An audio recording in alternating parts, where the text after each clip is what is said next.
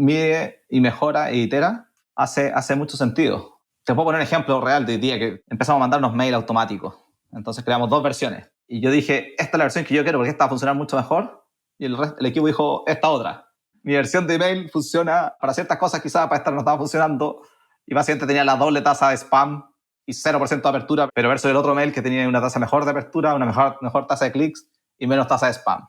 Tomé una decisión, me equivoqué, no hay problema, es un A/B test, no es tan relevante, pero si no estoy midiendo y si no hubiese tomado esta decisión de hacer el A/B testing, si no estuviera dispuesto también a saber que me equivoco y que al medir puedo cambiar mi opinión, para mí esas son cosas súper relevantes de acompañar instintos o decisiones con data.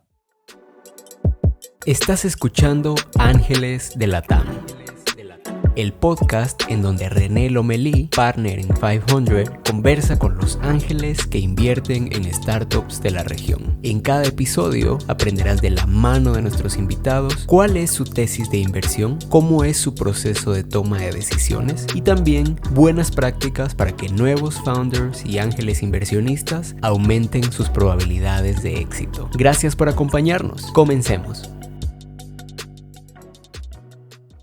Bienvenidos y bienvenidas a este nuevo episodio de Ángeles de Latam. El día de hoy tenemos a un gran invitado, nuevamente chileno, que venimos con una racha de inversionistas chilenos, pero en esta ocasión desde Miami, Álvaro Chávez. Álvaro trabajó por más de 8 años en Latam Airlines como Fuel Supply Director, siendo responsable de la eficiencia del combustible en los aviones, un rol que estoy seguro muchos de nosotros no sabemos que existe cada vez que nos subimos a un avión. Hoy es emprendedor, es cofundador de CodeGPT y en el pasado fundó otras 2 compañías y en una de ellas tuvo un éxito. También, por supuesto, es ángel inversionista y por eso está de invitado aquí el día de hoy en compañías como Toku, Cento, Orionex, Cloudponics, Cocina Central, Firma Digital y varias más. Álvaro, un gusto tenerte por acá. ¿Cómo estás? Hola René, un gusto. Muchas gracias por tenerme acá. Pues Álvaro, nos conocimos hace varias semanas en un viaje que coincidimos y una cosa que, como bien sabes, en este podcast me encanta arrancar es que nos cuentes un poco de quién eres. En ese café que nos tomamos tú me contaste a mí, pero me encantaría compartirlo con nuestra audiencia. ¿Quién es Álvaro Chávez? Bien, me la haces difícil porque has tenido muy buenos invitados últimamente chilenos, estoy escuchando otras entrevistas. Yo soy un chileno que me mudé hace 3 años ya a Estados Unidos a emprender acá. Partí en el mundo real estate y yo le estoy metido mucho en AI. Trabajé, como dices tú, 8 años en Latam, pero más importante que eso es, tengo 2 hijos. Estoy con el síndrome del nido vacío, digo ahora, porque una de mis hijas estudia en Chile y mi hijo ahora se va el 14 de agosto a estudiar fuera. Tienen 18 años, son mellizos, así que estamos con mi señora hoy en día viendo qué hacemos en el síndrome del nido vacío sub 40, así que interesante. Oye Álvaro, pues me encantaría que profundizáramos un poco en ese pasado. Creo que como lo decía en el intro, tu rol en una gran compañía como lo es Latam Airlines, y que seguramente muchos hemos sido usuarios inclusive, me llama mucho la atención, ¿no? Me gustaría entender desde cosas de la mera curiosidad de qué significa dedicarte a ahorrar combustible en aviones, a entender cómo es que alguien que viene de un gran corporativo termina hoy siendo emprendedor e inversionista. Entonces, si pudieras, cuéntanos un poquito, ¿cuál es esa experiencia de trabajar en una compañía como Latam Airlines y qué significa ser Fuel Supply Director? Sí, es interesante pregunta. Yo creo que la carrera emprendedora partió antes incluso de Latam. Desde la universidad hice cosas muy entretenidas en la universidad. Creo que creé Uber antes de que existieran los teléfonos, los smartphones. Obviamente no fue el mejor negocio, pero hicimos un car sharing cuando estábamos en la universidad con amigos. Pero al principio dije, tuve 2 hijos. Tuve los 2 hijos a los 19 años. Y tener 2 hijos a los 19 años significaba que obviamente hay que hacer un montón de cosas, ¿cierto? Hay que hacerse responsable de ellos. Obviamente no era fácil mientras uno estudiaba en la universidad, pero eso forjó en parte mi ruta a la carrera corporativa. Básicamente dejé del lado esa pasión por emprender, por trabajar en algo que me gustó muchísimo. Aprendí infinito, en una empresa como la TAM. Es una tremenda empresa. Aprendí muchísimo. Y estuve, como dices tú, 8 años en una vida muy distinta, obviamente, a la vida emprendedora. Hice varias cosas en la TAM. Durante los primeros 5 años estuve enfocado en lo que se llama control de gestión, lo que en particular a mí me gustó mucho, que era básicamente ibas viendo todo lo que pasaba en la aerolínea, desde el área de carga, desde el área de pasajeros, de distintas áreas, y tenías que entender todo lo que pasaba. No ejecutabas, sino que entendías. Y con eso tenías que explicarle al directorio un montón de cosas, pero básicamente te permitía entender. Y en los últimos 2-3 años estuve como Field Supply Director, el nombre bien fancy, y tenía más parte, era más largo todavía el nombre, ya no lo recuerdo, pero básicamente en esa área compraba el petróleo de la TAM, estamos hablando, compraba en ese momento entre 2 y 4 billions de combustible, de petróleo, y dependiendo del precio del combustible, porque varía mucho. Y por otro lado, que la parte más entretenida era toda la parte de cómo haces eficiencia, cómo haces que el avión consuma menos. Ejemplos que se hicieron en esa área, que era un área de data science en la práctica. Hoy en día está todo el mundo habla de data science, de AI. En ese tiempo, estoy hablando 2015, 2016, 2017, no era tan normal hablar de esto. Esta era un área pequeña de 3 personas. Sé que después cuando me fui, antes de COVID, eran 30, 40, 50 personas lo que hacía data science. ¿Y qué hacíamos? Desde cómo hacer el boarding de los aviones, el orden. Esto cuando te llaman en grupo, cuando estás subiendo un avión que tiene el grupo 1, el grupo 2, el grupo 3. Todo eso por detrás tiene una lógica de combustible. No sé si has visto las alas que al final tienen como una cosa que se llama un winglet, que es como simula como un cachito que tienen las alas hacia los finales. Si no me falla la memoria, se ahorraba un 3% de combustible al año. Imagínate lo que es sobre 4 billions. Está hablando de 120 millones de dólares. Entre tenerlos y no tenerlos. ¿Cuánto costaba tener las aceitunas arriba del avión? Cada vez que te servían la comida, te dan 3 aceitunas. Si no me falla la memoria, eran 3 millones de dólares en un año. levantar las aceitunas en la cantidad de petróleo que tú consumes. Los números puede ser que no estén correctos, como te lo estoy diciendo, son memoria hace mucho tiempo, pero no estoy muy lejos. Desde el peso, los asientos, las revistas, sacar las revistas, no sacar las revistas, los aviones, todo gira en torno a cómo haces más eficiente el avión, a la altura que vuela. Entonces, haciendo corto, nos preocupábamos de tanta cosa, desde cuánto oxígeno tenían los aviones en caso de emergencia, hasta cómo hacer el boarding del avión, todo para reducir ese combustible que es entre un 20 y un 30% del costo de la aerolínea. Y como son empresas de muy bajo margen, o sea, nunca ganan dinero, muy poco dinero, cada centavo obviamente pega en la última línea. Entonces era un área muy, muy entretenida, muy de análisis y muy de gestión de cambio. Obviamente, si quieres, imagínate, hacer el cambio de la comida que sirve arriba de los aviones, era parte de las cosas que uno incentivaba desde el área de fuel, porque querías comida que pesara menos. Entonces, todo tenía una gestión de cómo hago que el área de pasajeros, de boarding, de los que definen cuánta comida y qué comida se lleva, el menú venía influenciado por fuel. ¿Y cómo lo influenciabas? Y ahí tienes toda esta gestión política de las grandes empresas. Mucho cariño, en verdad, a la TAM y a toda la gente con la que conocí ahí. Oye, Álvaro, me vuela la cabeza porque como que trato de llevar lo que nos acabas de compartir a cómo funciona en el mundo de una startup versus en un gran corporativo que de entrada no nada más es un gran corporativo, simplemente por lo que representa el servicio que es volar, me imagino altamente regulado, ¿no? O sea, hacer un cambio debe ser difícil y en las startups quieres hacer un cambio y buscas lo opuesto, tiene que ser fácil y rápido. Entonces, me llama la atención en el sentido de, en esa búsqueda tal vez infinita de optimización en el rol que asumías y viéndolo con el comparativo de ser un área de data science, ¿realmente qué tan fácil era ir y cambiar cosas? Nada era fácil, todo demoraba meses, pero yo tengo muchas frases que mi día a día uso de cosas que aprendí en la TAM. Una era, me la dijo un jefe, si no me equivoco, fue Edgardo, que me dice, tienes que hacerte cargo de tu rancho.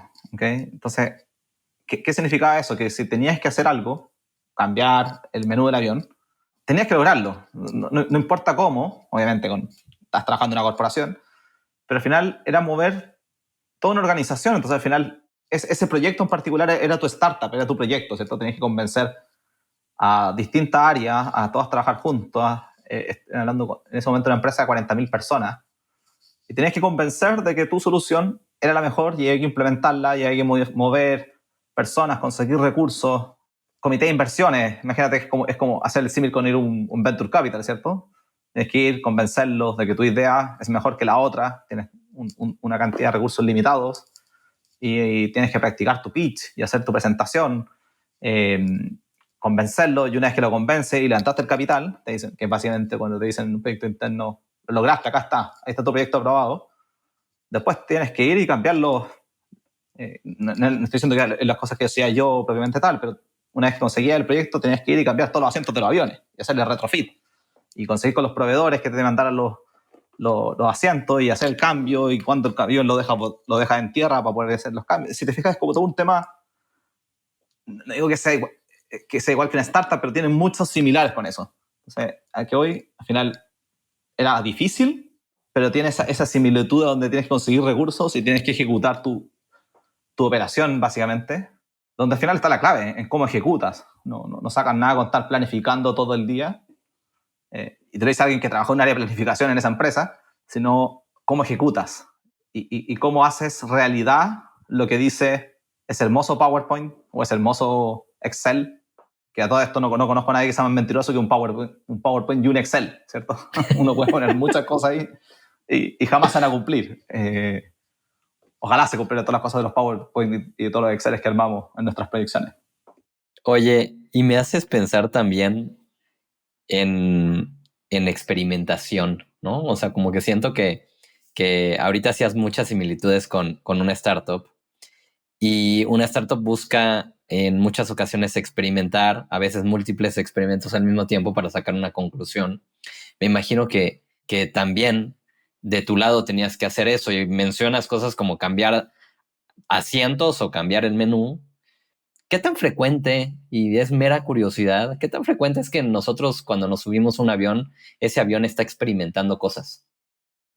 Te diría que menos, sobre todo probablemente en otra industria puede ser más fácil, pero en la industria aérea la experimentación pasa mucho en la fase del Excel, la simulación, y después cuando pasa la parte de operación ya está casi cerrado, que esto hay que hacerlo. Y el proceso de experimentación es, ¿esto va a funcionar o no va a funcionar?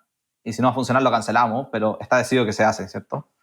Y es una de las cosas que a mí no me gustaba, y de cualquier corporación, es la velocidad. Si bien tienes que levantar capital, tienes que hacer esto, tienes que ejecutar, son proyectos que pueden demorar 2 años, 3 años, y uno en la startup cambia, hace A/B testing no sé cuántas veces al día de todo, ¿cierto?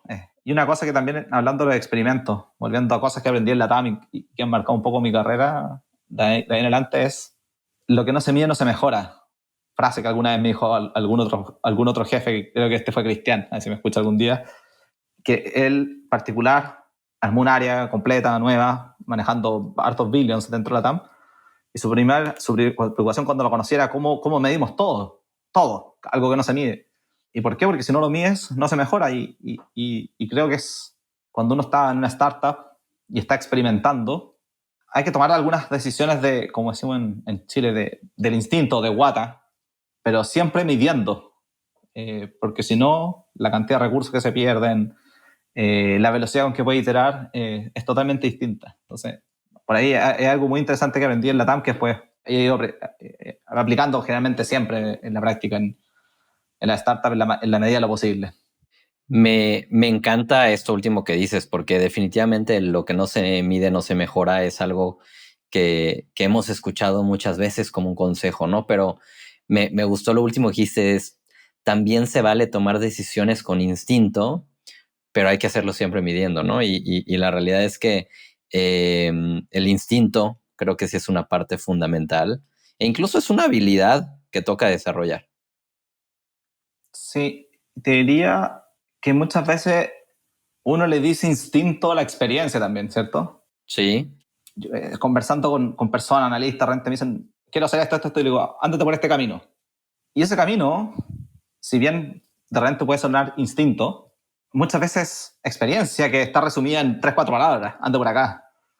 Pero hay un montón de... El proceso que corre el cerebro para decir esa decisión no es netamente de instinto y de guata, sino que hay un tema de experiencia.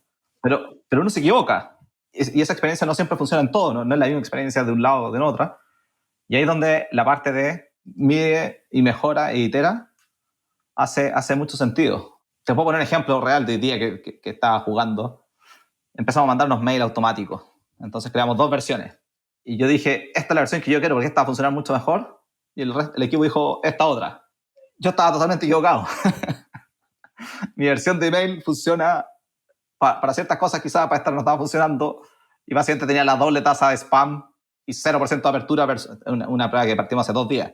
Pero versus el otro mail que tenía una tasa mejor de apertura, una mejor tasa de clics y menos tasa de spam. Tomé una decisión, me equivoqué, no hay problema, es un A/B test, no es tan relevante. Pero si no estoy midiendo, y si no hubiese tomado esta decisión de hacer el A/B testing, si no estuviera dispuesto también a saber que me equivoco mucho en las decisiones que uno toma, y que al medir puedo cambiar mi opinión, para mí esas son cosas súper relevantes de acompañar instintos o decisiones con data, básicamente. Ese es un poco el resumen. De acuerdo. Hablas de esta época como una gran experiencia y como incluso lo mencionaste de alguna forma que te encantó trabajar allí. ¿Por qué dejarlo? ¿Por qué empezar a emprender? ¿Qué es lo que te detona el dejar este gran corporativo para irte a arrancar algo desde cero? Fueron varias cosas que se fueron acumulando. En mi caso, yo tenía una muy buena carrera y podría haber seguido ascendiendo en el corporativo.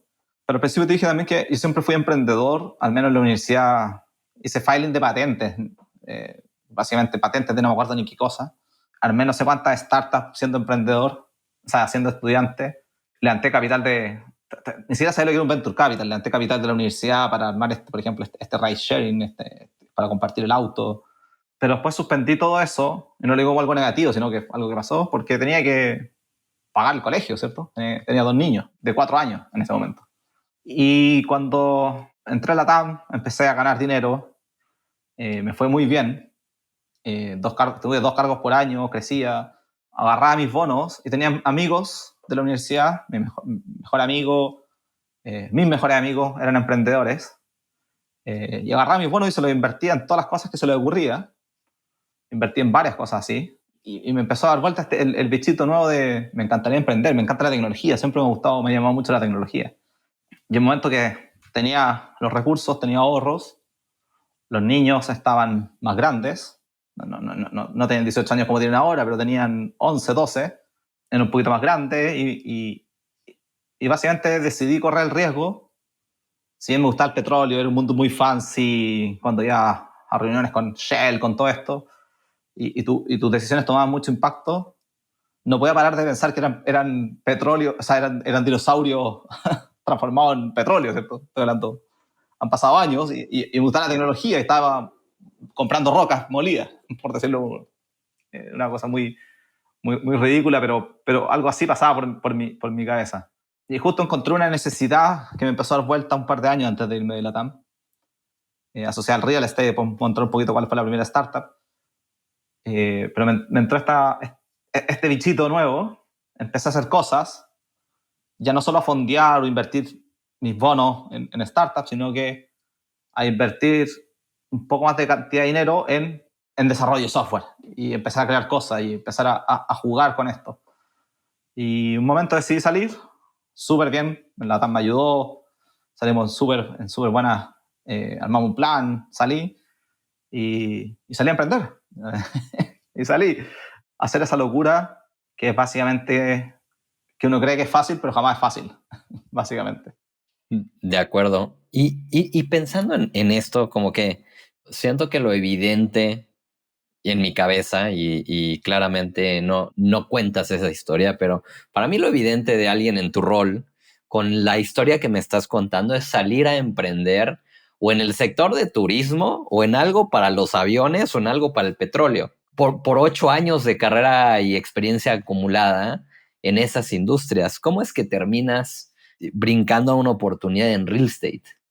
Sí, si hablamos de 5 años más, quizás estoy metido en turismo, porque me encanta. Es algo que le doy vuelta mucho. Cuando estuve en la TAM, uno de los beneficios que teníamos son los viajes. Te podría mostrar después un mapa donde tengo no sé cuántas. Creo que he dado 40 o 50 vueltas a la Tierra, sumando todos los aviones que he tomado en mi vida. Muchos de esos gracias fueron gracias a la TAM.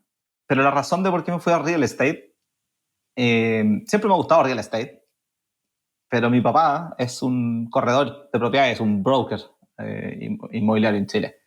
Y una cosa que siempre ha alegado hasta el día de hoy, él es independiente, maneja sus 70, 100 propiedades en administración, que básicamente él cobra el arriendo por los dueños, es manejar toda esa relación de property manager, de cómo cobra el arriendo, cómo gestiona la casa. Y en particular en Chile, uno de los problemas que él tenía y que sigue teniendo es que nosotros en Chile tenemos una cosa que se llama la UF. Y la UF no es más que un índice, básicamente es una unidad de valor medida en pesos, que cambia todos los días, que está indexada a la inflación. Entonces, no se nos ocurre nada más a los chilenos, que es fantástico desde cierto punto de vista, pero no cuando quieres cobrar el arriendo, que puedes generar tu contrato en UF.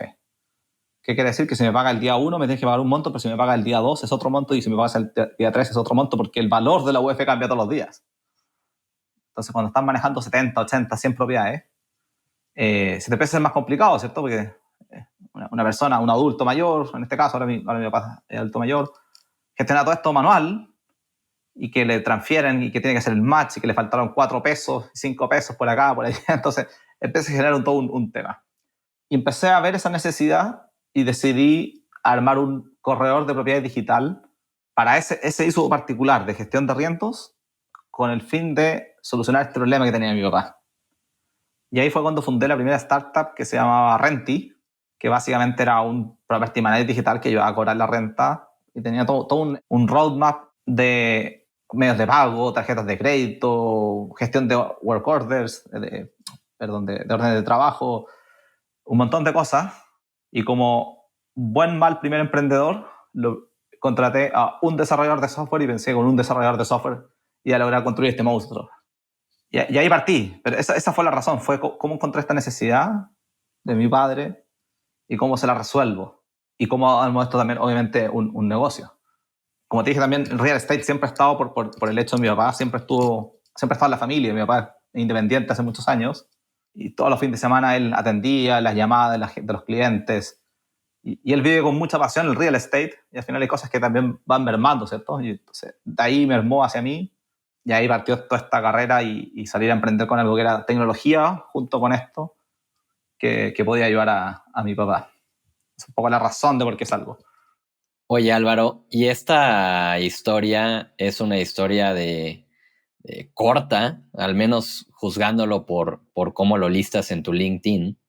Son poquito más de 2 años y te lleva a hacer que tu primer emprendimiento post-corporativo sea un exit. ¿Qué es lo que pasó? O sea, que ahorita mencionas el cómo inició, pero en el camino, ¿qué tuvo que pasar para que en menos de 2 años y medio tuvieras esta historia con un exit?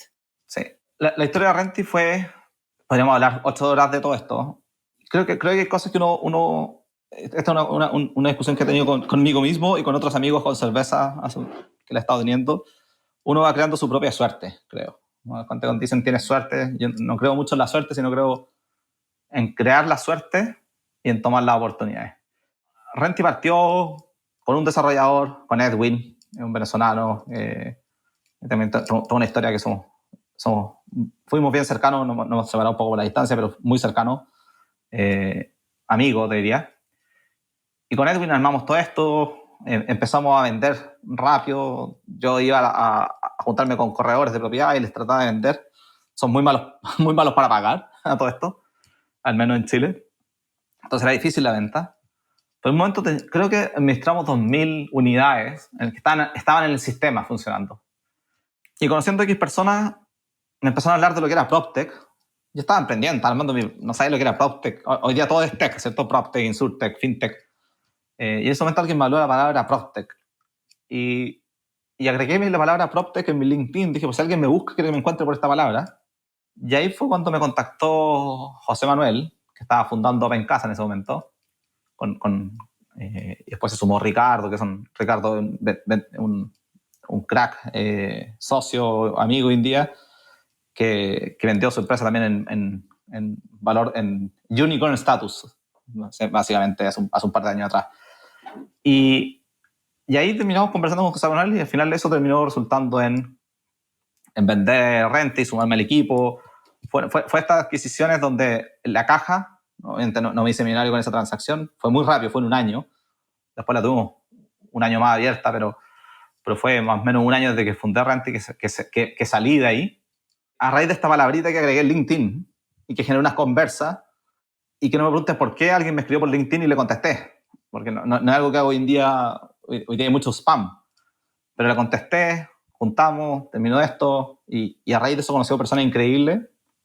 No me hice millonario, saqué algo de caja, también acciones de otras cosas, pero me hice fundador de otra startup que me ha agregado mucho toda esa red que he conocido. Hay por ahí tengo otro éxito parcial que después lo puedo conversar, de una empresa de desarrollo de software que fundé sin querer, queriendo.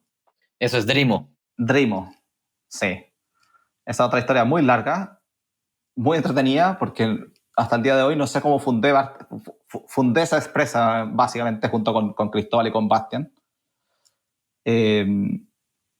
Pero, cuento corto, es muy similar a lo que te digo antes. Tomé una oportunidad, la agarré, y a Bastian en particular lo conocí como el gerente general de otra empresa que yo invertí mucho tiempo antes de uno de mis bonos, de la TAM, como te digo, yo lo invertía. Invertí en una empresa que se llama Orión, que era una fábrica de desarrollo. Conocí a Bastian, Orión, esa empresa de desarrollo. Orión creó muchas cosas, o salieron de ahí. Orionex es una, Bastian, para mí Bastian es una persona, y ahí conocí el resto de otros founders de ahí. Y también de esa misma, en una casona, están todos juntos con estos amigos que te dije al principio que son mis mejores amigos. También salió Justo, de esa misma camada de gente. Y otra empresa. Justo chileno, Get Justo. Get Justo, salió de ahí. Agarrar mis bonos, invertir 5, 6, $10,000, o no me acuerdo cuánto ganaba, estoy hablando hace 10 años, 15 años atrás, pero no era tanto dinero, pero todas esas decisiones tomadas y mantenerme cerca de estas personas, al final me han ido encaminando a conocer gente que vale mucho. Y he ido tomando esas oportunidades y armando estas cosas que al final termino diciendo, no sé cómo lo fundé, pero es por estas personas al final con las que me he ido rodeando, que son todos muy, muy buenos. Y creo que también eso es muy, muy clave para cualquier emprendedor, es encontrar estos socios que son mejores que uno, ¿cierto? Y creo que eso siempre es clave. Uy, me gusta lo que dices porque lo puedo relacionar con la misma frase que ahora mencionabas, que uno va creando su propia suerte. Creo que también eres dónde te expones y con quién te expones, ¿no? Justo lo que describes de encontrar esos socios.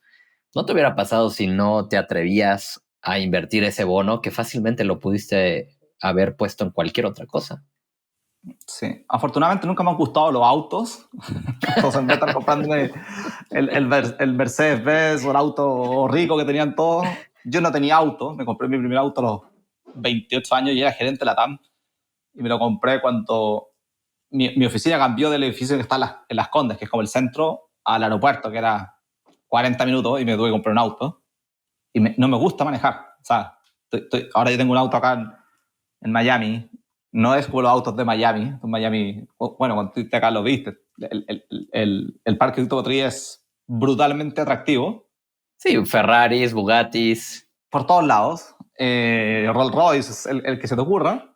No te voy a decir la marca de auto que tengo, pero no estoy ni cerca de eso. Y ahora que mi hijo se va, digo, lo voy a vender. No quiero tener auto. Estaba para la discusión el día de la mañana, ¿cómo vendo el auto? Entonces, creo que eso funcionó porque tenía todo ese dinero disponible y lo invertía en vez de estar dándome lujos, prefería invertir, básicamente.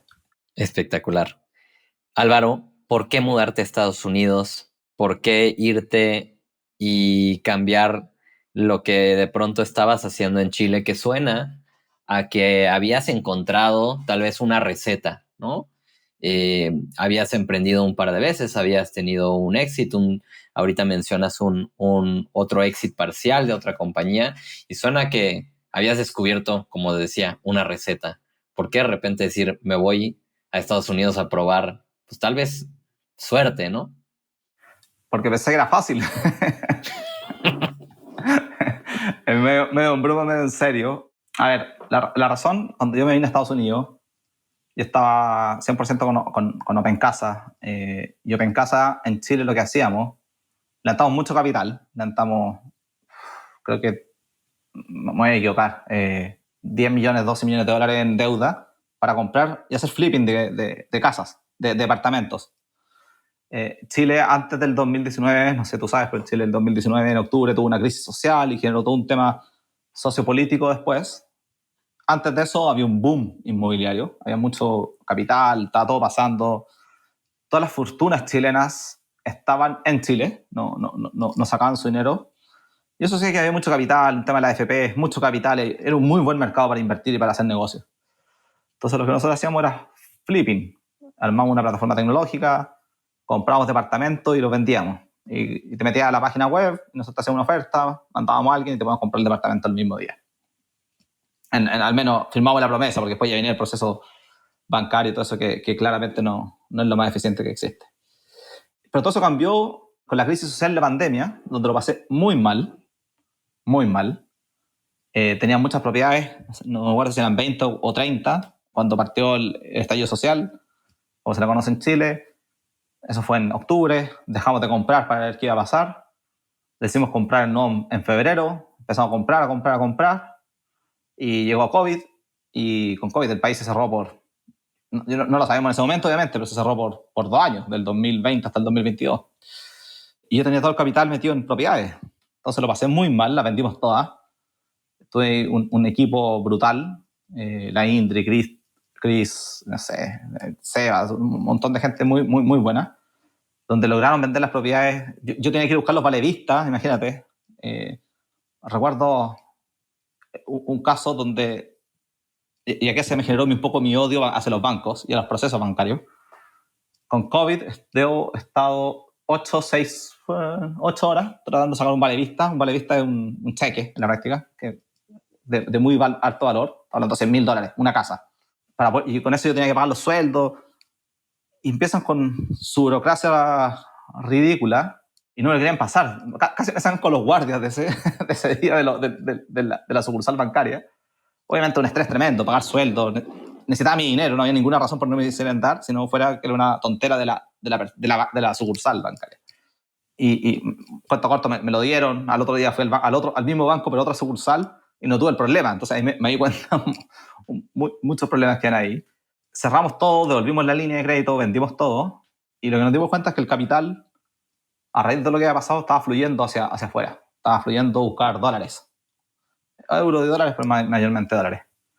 Y ahí fue cuando se nos ocurrió, sobre todo mi socio, que era Ricardo en ese momento, se había venido a ir a Miami, Ignacio también estaba en Miami, que estaba metido, involucrado de alguna manera, y encontramos algo que se llama los Single Family Rentals, que es el mismo concepto que teníamos en Chile de comprar una propiedad para la renta, que en Chile son departamentos, en Estados Unidos son casas, y encontramos un asset class que era maravilloso, muy poco institucionalizado, mucho por crecer, el hogar de la familia americana, y te puedo hablar mucho rato de esto, y finalmente logramos levantar un fondo con un banco privado muy grande, levantamos deuda en Estados Unidos, y ahí decimos, y ahí cuando digo, sabes que me tengo que ir a Estados Unidos, y veo una oportunidad para mi familia, para mis hijos. Ahí me vine yo con mi hijo y mi hija se quiso quedar en Chile, lo cual obviamente es la parte más dura de todo. Me vine con él, me vine con mi señora. Mi señora no es la mamá de los niños, mi hija se quedó con su mamá. Y decidimos venir. Y creímos que era fácil.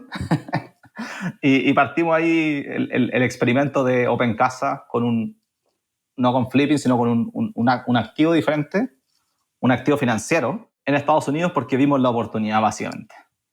Y ahí partimos todo de nuevo, básicamente. Creamos la tecnología. Hoy día creo que la plataforma que tiene Open Casa probablemente es la mejor plataforma de las que he visto en Estados Unidos, y los he visto todos. Tengo muy buena relación con Opendoor, que era más o menos que nos inspiró. Obviamente los conocí, el otro día estuvieron por acá, me invitaron a cenar, y todo súper bien. Pero esa fue la razón. O sea, fue una razón vimos una oportunidad nuevamente, y en Chile estaba todo se acabó el mundo, era una nueva constitución, Y en vez de quedarse brazos cruzados, vimos una oportunidad, fuimos y la tomamos nuevamente, creando un poco, tomando las decisiones, tomando la suerte y atreviéndose. Yo creo que esa fue la principal razón. Negocios y atreverse. Este podcast es traído a ti gracias a Descubre.vc, la plataforma que consolida las noticias del ecosistema de startups en LATAM. ¿Quieres estar al tanto de todo lo que sucede en nuestra región? Entra a Descubre.vc y regístrate hoy. Continuamos. ¿Hoy sigues operativo en Opencasa? Opencasa sí, Opencasa está operativo. Estamos en la misma oficina hoy en día con todo el equipo. Lo único que tiene hoy en día es que opera un portafolio de casas con un property manager, un tercero, obviamente, son casas que están repartidas en distintos lugares. Y no quiero dar la lata de todo el tema financiero y de las tasas de interés y la inflación de lo que está pasando, pero básicamente el mercado inmobiliario en Estados Unidos está muy, muy congelado. Entonces no es que estén comprando miles de casas, sino que está hoy en día optimizando su operación y preocupándose de lo que viene en el futuro, probablemente en los próximos meses, años. Nuevamente, el real estate siempre me sigue. Yo veo la noticia de real estate todo el día y en día lo que está todo el mundo esperando en Estados Unidos es que las tasas de interés bajen para que el mercado se active de nuevo, básicamente. Álvaro, me gustaría cambiar un poco al tema de inversiones. Y a ver, me llama mucho la atención que hace rato decías que incluso en la universidad, cuando emprendiste, levantaste capital de la misma universidad sin saber que era Venture Capital. Y también escucho varias de tus inversiones, de esas que mencionas de los bonos, probablemente sin mucho entendimiento de Venture Capital, más, al menos corrígeme si estoy interpretando mal, más una filosofía de acompañar a esos amigos que creías que tenían la capacidad de hacer algo interesante. Entonces, me gustaría que nos cuentes qué es lo que te ha tocado aprender en el camino de ser inversionista. De hecho, lo conecto con la historia que nos contabas de poner PropTech en tu LinkedIn, porque a raíz de que pusiste Angel Investor en tu LinkedIn es como terminé yo escribiéndote para que platicáramos. Entonces, cuéntanos, ¿qué te lleva de no sé qué es Venture Capital a hoy decir soy un Angel Investor y qué te tocó aprender en el camino para poder decir soy un Angel Investor? Mira, al final, a ver, es que hay tanto que uno aprende desde lo que es todos los documentos de inversión, ¿cierto? La diferencia entre un safe, no un safe, etc. Lo importante que es el deal flow, básicamente, el VC, partamos de lo básico, el Venture Capital tiene distintas etapas, ¿cierto? Está desde lo más básico, uno podría ser el Angel Investor, que es cuando no existe nada y te pongo un ticket porque confío en ti, hasta los fondos de Venture Capital que están en las series, en las letras más lejanas del abecedario, ¿cierto? A, B, C, D, más tirada para la D, E, F, que son los que están apostando básicamente una IPO, una apertura en bolsa.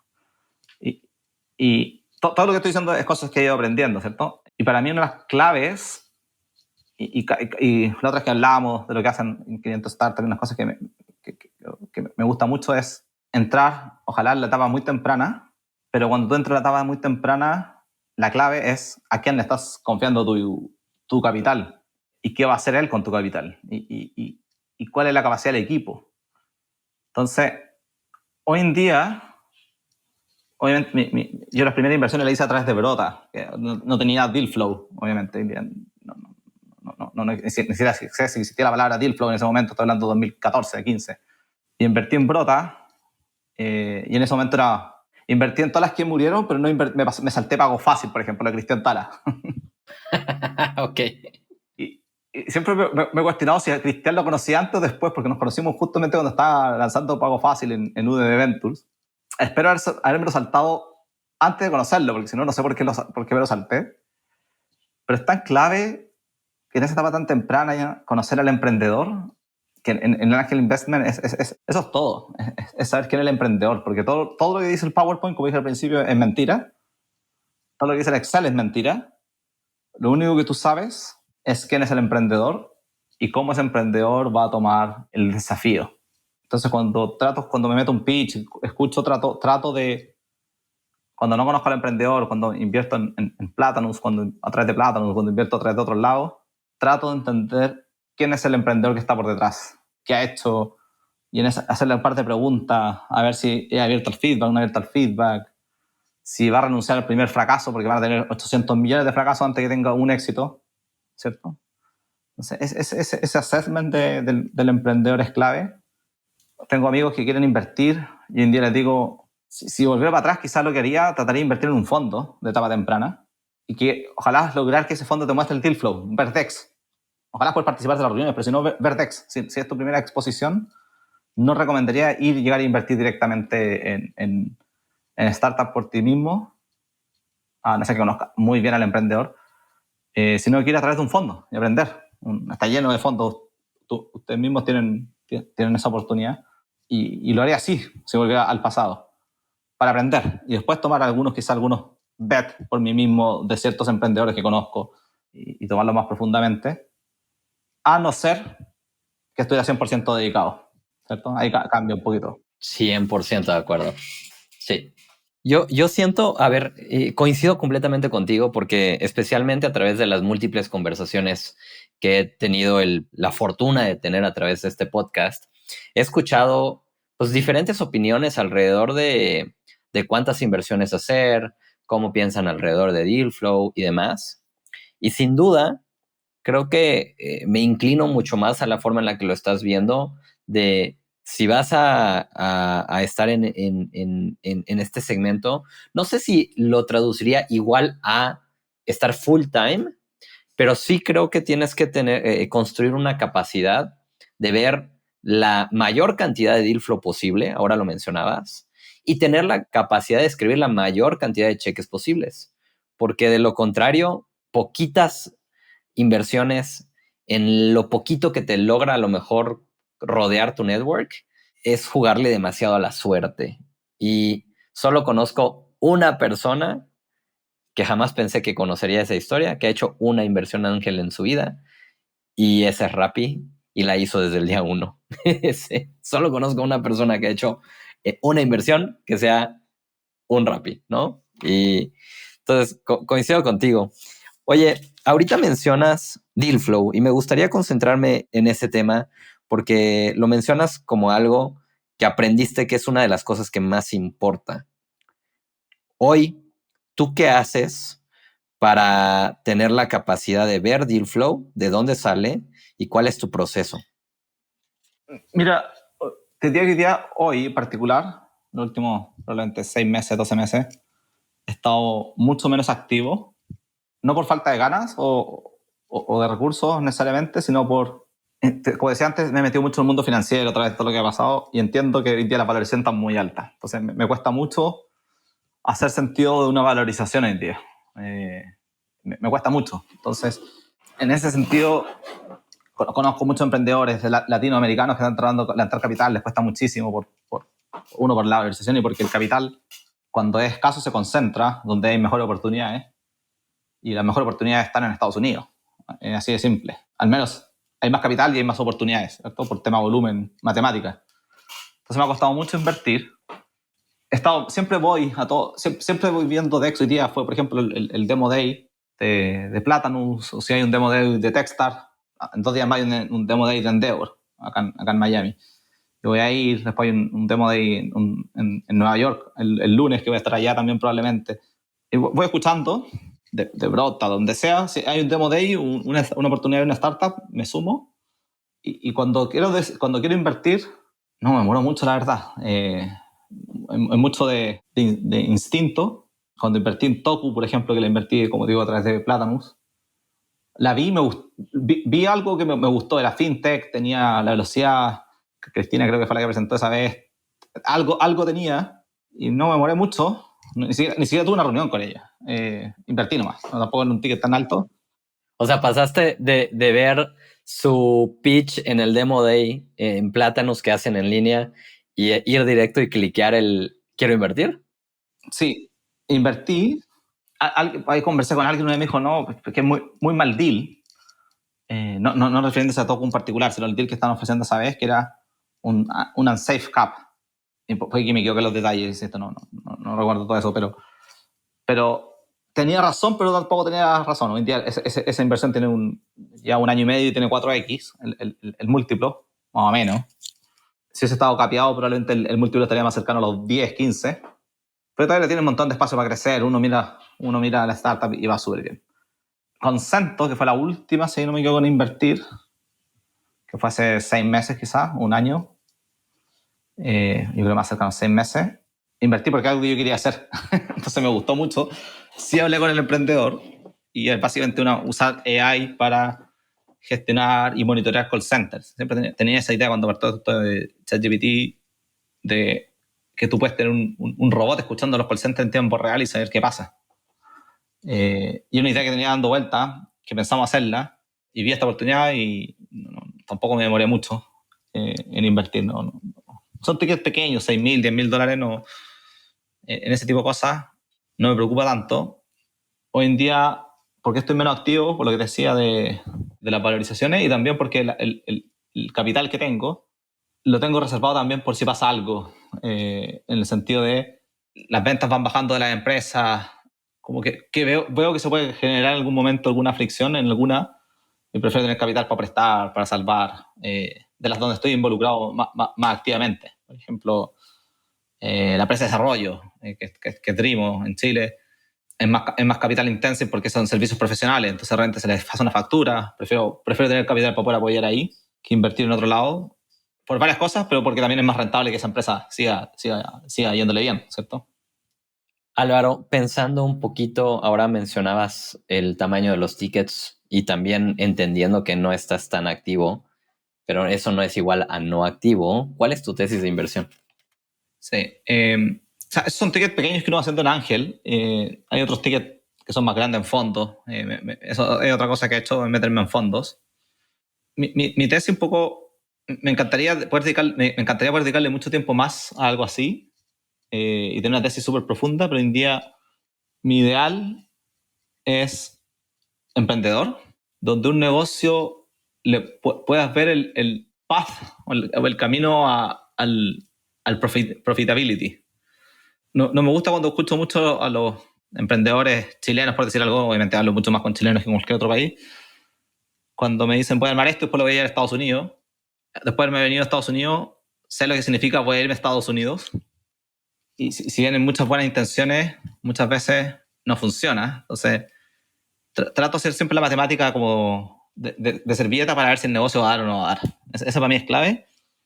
Y dos, el emprendedor, como te decía al principio. Más que una tesis de me gusta el PropTech o me gusta la FinTech o me gusta esto, creo que apostando al emprendedor correcto, el resto da lo mismo. El emprendedor que no renuncia o no renuncia tan fácil, me encanta, que es capaz de pivotear y es capaz de transformar su empresa de FinTech a InsurTech, o si tiene que ser a Climate Tech porque cree que hay una oportunidad ahí. Eso vale para mí mucho más que la industria o el rubro. Algo que me gustaría hacer en el futuro también es, invirtiendo en fondos en etapa temprana, pero reservar un ticket para el follow-on.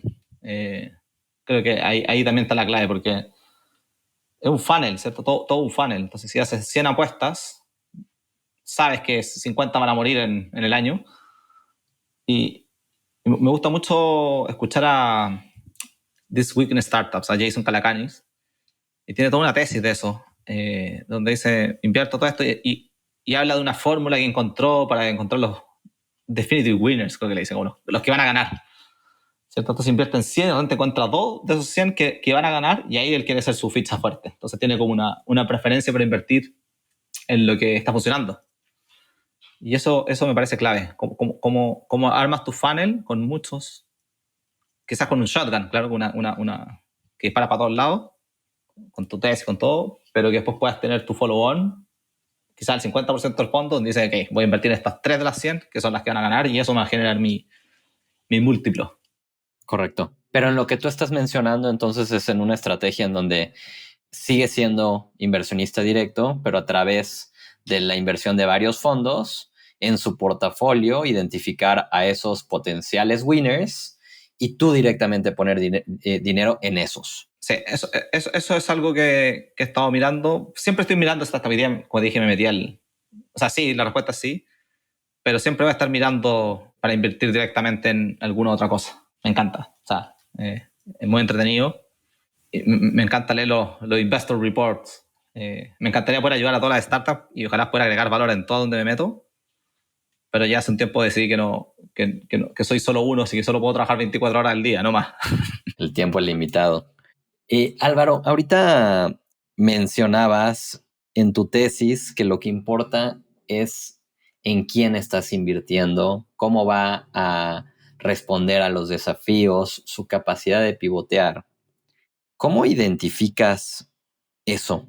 O sea, usemos el ejemplo de Toku que mencionabas, lo veo en el Demo Day, invierto sin tener una conversación. ¿Qué son aquellas cosas que te hace pensar que ese equipo tiene esos componentes? Y cuando piensas en esa decisión, ayer me hicieron esta pregunta y me pareció interesante. ¿Qué peso le das al equipo versus a los otros componentes? Pensando que el 100% de tu decisión, a lo mejor el equipo es, no sé, voy a inventar 90%, que es el otro 10%, ¿no? Sí. Yo creo que hay harto de la matemática que te decía Back of the Napkin. Hay un libro que se llama así. Entonces, por ejemplo, ayer me llamó un conocido, un pseudo amigo, y me pregunta una startup, una idea de startup. Entonces, en la llamada, en 2 segundos, le dije, tu mercado máximo son tantos. No te invertiría, le dije. Te conozco, pero en esa idea en particular no te invertiría, porque la matemática no da nomás. O sea, así de simple. Entonces, hay que ver con eso. El emprendedor para mí es clave, y después paso por esta etapa donde dice, ok, esto realmente puede alcanzar un potencial gigante sin ser ridículo en los números, porque uno siempre puede ser ridículo en los números.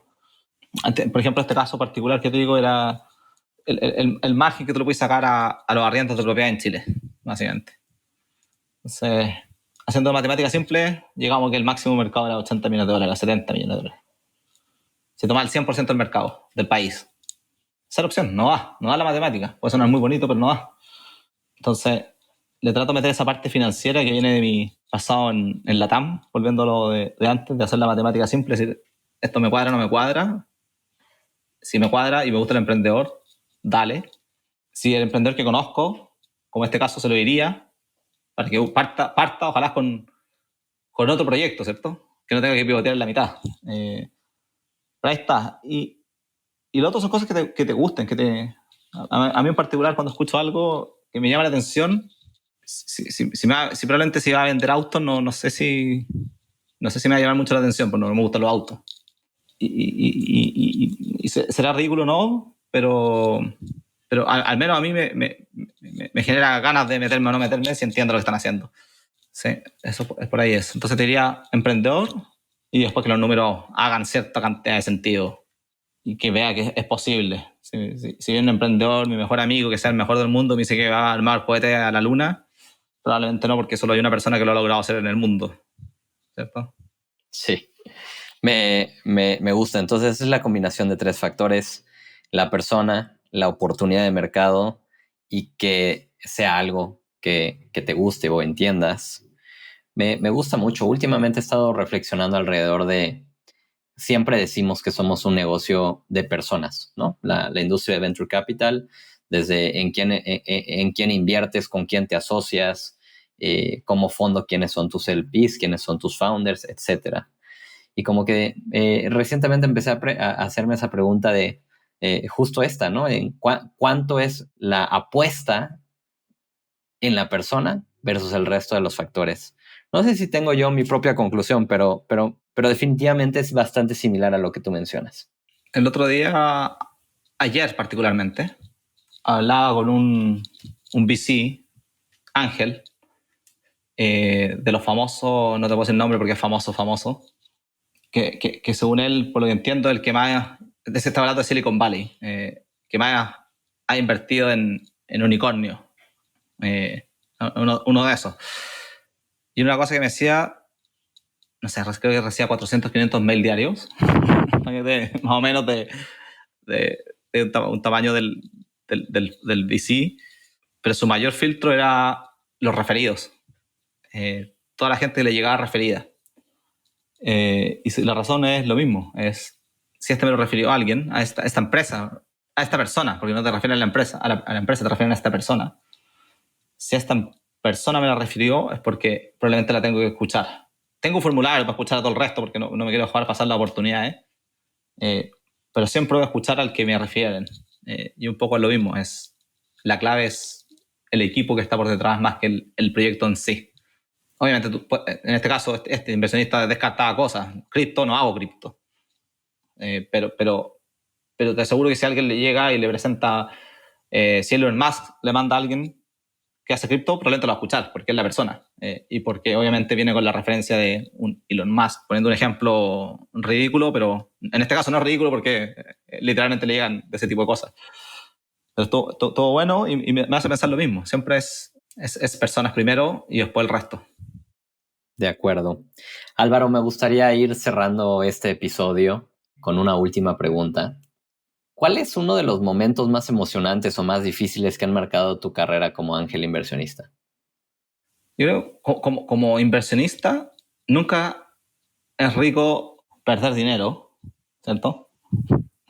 Porque pasa mucho, es parte del negocio.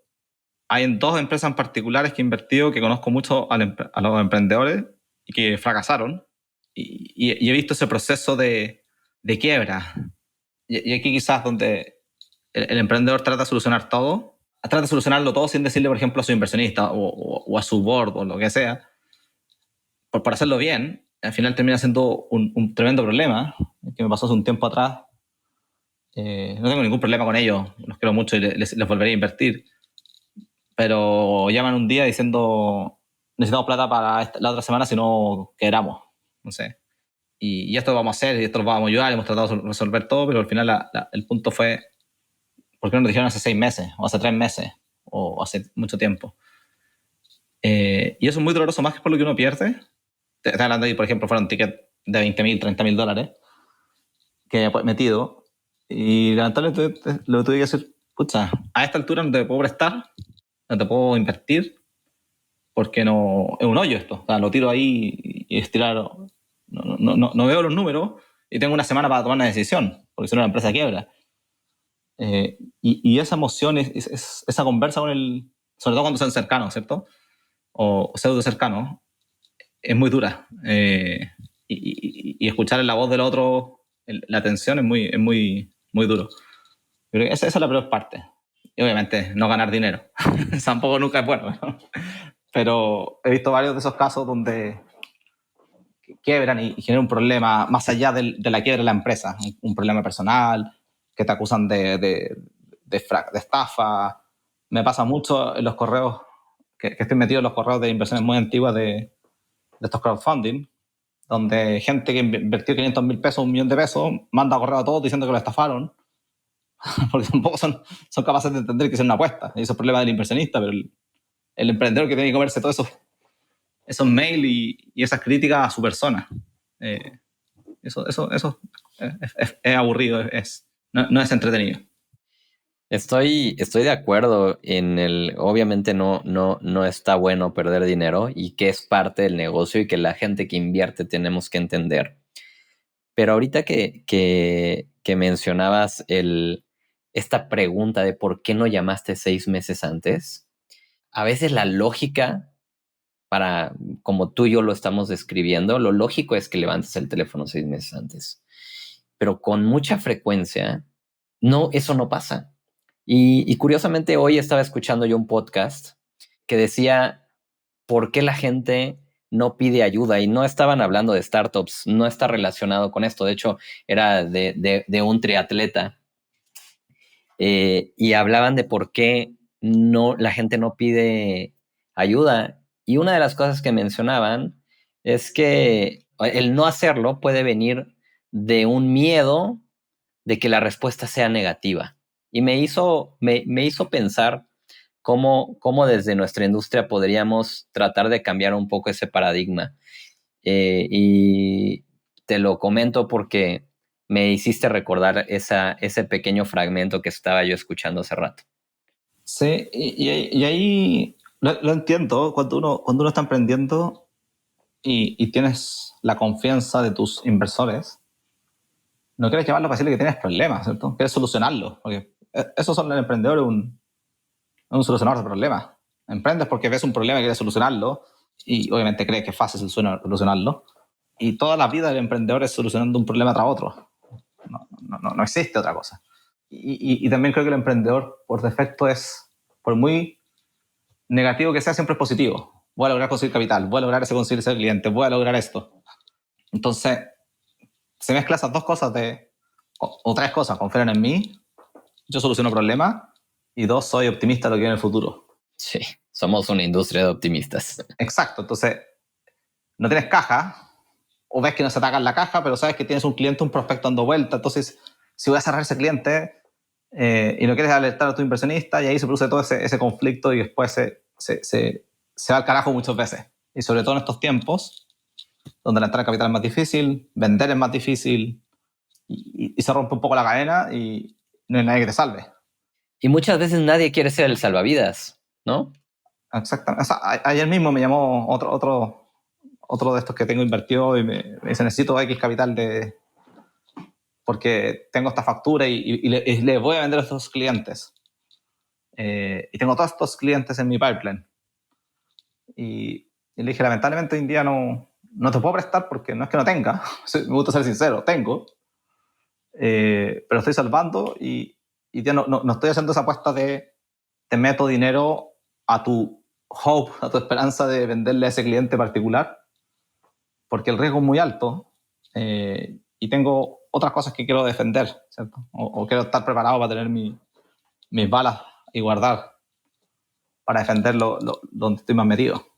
Y eso no te hace un mal inversionista. Y eso tampoco no te hace ser el que no quiere ayudar.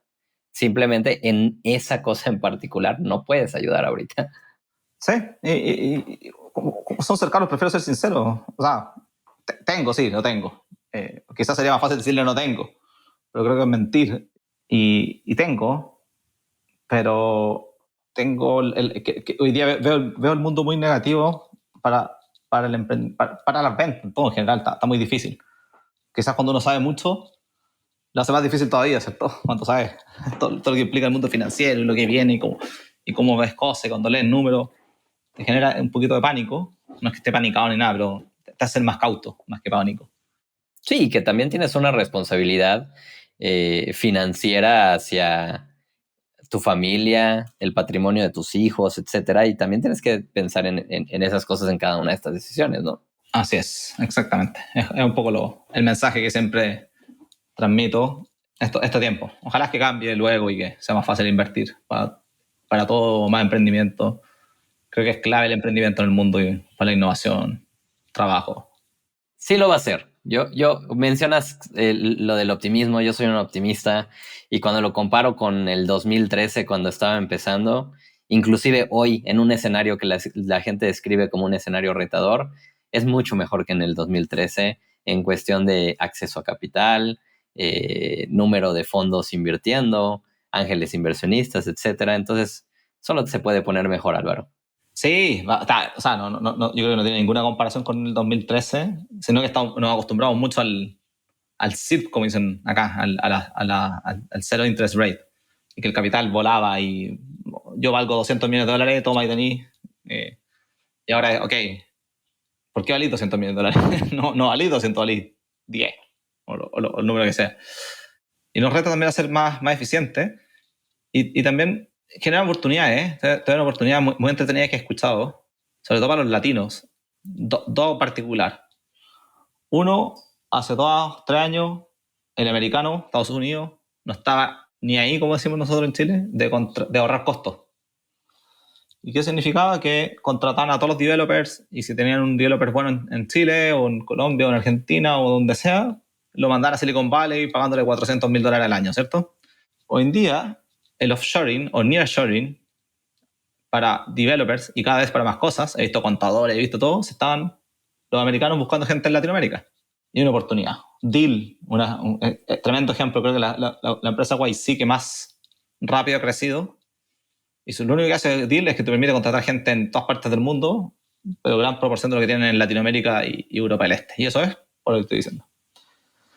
Y el otro día escuché otra nuevamente muy, muy similar, donde los altos ejecutivos de Silicon Valley, o en todas partes allá, están subcontratando shadows, personas que los siguen por 3 meses en todas sus reuniones desde Manila, y lo que hacen, con Manila cuesta $1,000, $2,000, no sé el costo, pero claramente un CEO americano cuesta $500,000 o más, o mucho más, ¿cierto? Entonces contratan a estas personas, las potencian con AI, la entrenan 3-4 meses y después se la venden como un asistente virtual pero ejecutivo a grandes CEOs de Silicon Valley. Y parece que el negocio le está yendo tremendamente exitoso. Yo lo he escuchado varias veces, porque al final hacen que tu CEO sea 200 veces más productivo invirtiendo $30,000, $40,000 al año, básicamente un 10% o 5% de lo que cuesta el CEO, pero duplica su productividad. Imagínate cuánto significa eso en ganancias. Y eso es, nuevamente, cómo ahorro costo y cómo lo hago eficiente a mi CEO para que rinda más y externalizo en países de más bajo costo como Filipinas, y la oportunidad que hay en México, en Colombia, en Chile, en Perú, es brutal. Creo que estamos al débil en el inglés en Latinoamérica, pero hay una oportunidad tremenda ahí, y yo creo que está para quedarse. Así que siempre hay oportunidades. De acuerdo. Gracias por compartirlo, Álvaro. Con eso nos quedamos y con eso vamos cerrando este episodio. Nuevamente, muchas gracias por acompañarme en este episodio de Ángeles de la TAM. Si alguien quisiera contactarte, Álvaro, ¿cuál es la mejor forma de encontrarte? Diré mi LinkedIn, siempre estoy ahí. Mi email personal, no lo voy a decir porque está por todos lados. O Twitter. Lo último que aprendí el último año, y con eso cerramos, Twitter es mejor red profesional que LinkedIn. ¿En serio? 100%. Yo ahí sí difiero contigo. No, yo nomás no le hallo la dinámica a Twitter, ahora X. LinkedIn sí me parece mucho más fácil para un lugar para conectar. Sí, pero ¿sabes cuál es la gracia? Que en Twitter o en X tú lo puedes escribir al CEO de quien quieras y te responde. Porque generalmente hay una dinámica. Yo empecé a usar Twitter hace un año, menos, 6 meses. Y las conexiones que he hecho a través de Twitter no las puedes hacer a través de LinkedIn. Qué interesante. Es impresionante. Así que te paso ese dato mientras no se pongan a spamear. Ese es el problema. Claro, hay que saber usarlo. Sí, no le cuenta a nadie nomás, solo a la gente del podcast, pero es muy bueno. Buenísimo. Pues de nuevo, Álvaro, mil gracias. Ya saben, lo pueden encontrar en Twitter o en LinkedIn, Álvaro Chávez. Y para todos los que nos escuchan, como cada episodio, les recuerdo, yo soy René Lomelí, soy partner en 500. Me puedes encontrar en LinkedIn. Si eres un ángel inversionista, me encantaría conocerte. Escríbeme por allá para que también hagamos una conversación como esta. Si eres un founder, me encantaría que te conociéramos también. Hoy nuestra oferta es de $300,000 para compañías en Latinoamérica en etapa temprana y estamos evaluando compañías todos los días del año. Nos encantaría, por supuesto, conocer tu compañía, evaluarla y si es algo que hace fit con nosotros, podríamos hacerte una oferta de inversión. Para los que nos quieren encontrar en otro espacio, además de encontrarnos en Spotify y en YouTube, nos puedes encontrar en el ecosistema startup.com, que justamente es de Cristian Tala, que hace rato lo mencionábamos en el episodio. Y como cada jueves, nos vemos pronto y muchas gracias. Esto fue Ángeles de la TAM. Si te gustó el episodio, ayúdanos a compartir esto con más personas y síguenos para mantenerte al tanto de la siguiente conversación. Búscanos en redes sociales como @500latam y @descubrebc. Gracias por acompañarnos.